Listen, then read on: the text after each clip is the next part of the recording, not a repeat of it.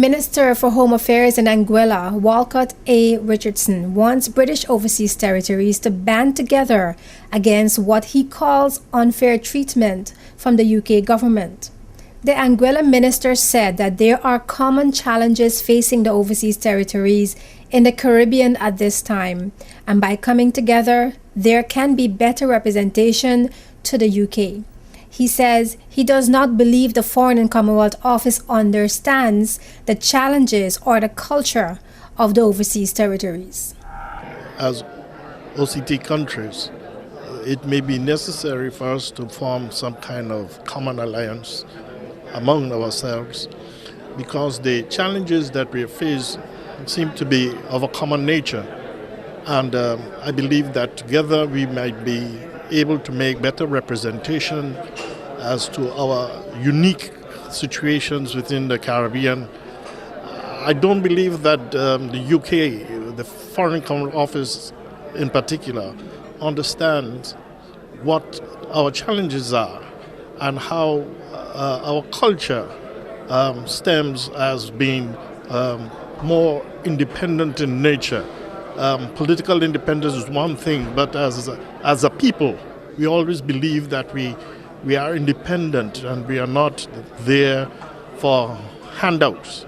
And we understand that if we are to be in a partnership, then that partnership must be equal and respectful of the partners involved. And there shouldn't be any upper hand dealings.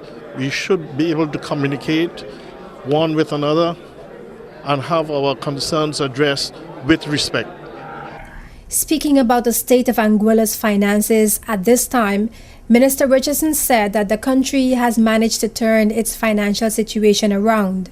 And despite being in a much better financial position, the UK did not assent to the Anguilla's budget within a specific time frame, and the Anguilla economy suffered as a result.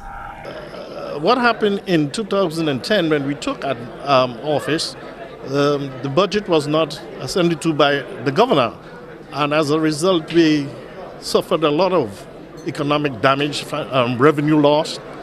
And again this year, it was not ascended to until 2011 was not ascended to until January around the 11th or 12th. We have been given certain, what should I say, demands to have a contingency plan in place in an attempt to fix the budget if something unforeseen should take place and would cause us to lose revenue. We have done that, and I'm quite happy that Anguilla is quite on the recovery stage, and nothing except the powers of God would change that process going forward. The minister said his government, along with the people of Anguilla, has expressed their dissatisfaction with the Foreign and Commonwealth Office's treatment of the overseas territory. According to the minister, despite calls from the UK government, his administration refused to cut the civil service, which he said would have had more negative impact on the Anguillan economy, and believes people must be put to work. We have done some cutting of salaries, redressing that. But we believe that if the economy is to survive, that people must be at work. And it was contrary to our belief that we should have sent our civil servants home. That would have impacted the downturn in the economy much more. The economy, as it is at the moment, cannot stand loss of jobs in the civil service, because the private sector cannot absorb that kind of labor at this moment. With the UK facing its own financial crisis, a debate has arisen as to what is the best way to approach their financial situation. Some measures taken by the UK government include cutting back on the civil service, education and health programs, and increased air taxes, steps some considered to be harsh and not best suited for smaller economies. The Anguilla minister said Overseas territories need to face their challenges together by forming an alliance with a common agenda and speak with one voice. I don't think that there was anything other than the British agenda to have us separate, divide, so that they may conquer us.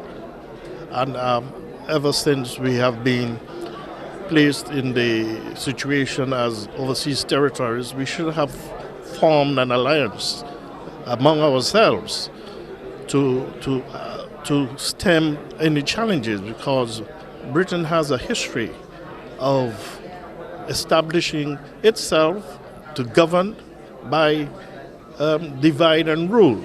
And we need to know that we have a common agenda. We're only separated by water, but we are one people. And it is time that we come together as a bloc to formulate our issues to represent it with a single voice.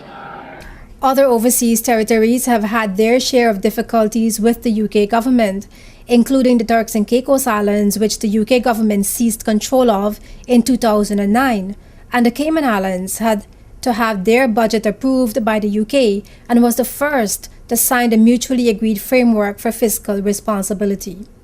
A number of British overseas territories have stated that the UK is strong-arming them into having a British perspective. And with the proposed new white paper, the details on the future relationship between the overseas territories and the UK are still left to be seen. Here in the BVI, government is entering into discussions this week with representatives from the Foreign and Commonwealth Office regarding the UK's proposal to pre-approve the BVI's budget before it can be approved in the Virgin Islands House of Assembly.